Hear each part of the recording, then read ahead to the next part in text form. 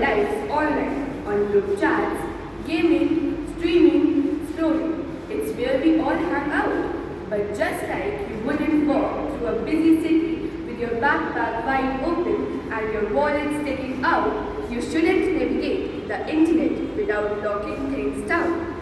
So today we are talking about cyber security. That is how to keep your private life private. There are two simple rules that every one of us needs to follow to stay safe always. Rule number 1. Lock your digital front door with a strong password. Think of your password like your toothbrush. You shouldn't share it with anybody and you should change it in every once in a little while. I know it's tempting to use your name, your birthday, your school name, or your city, or just 1, 2, 3, 4, 5, 6 because it's easy to remember. But if a hacker wants to get into your account, those are the first things they guess. They have softwares that can guess those in literally 3 seconds. So what to do? Use a passphrase instead. A short sentence or a combination of random words that only make sense to you.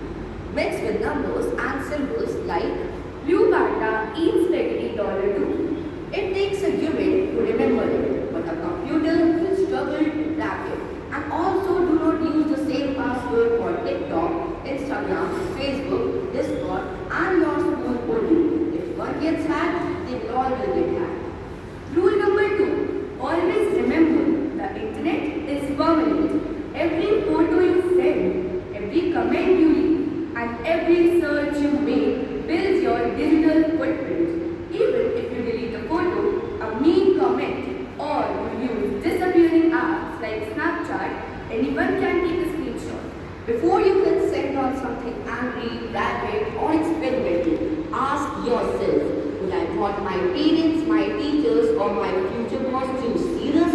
Because once it's out there, you lose control of where it goes.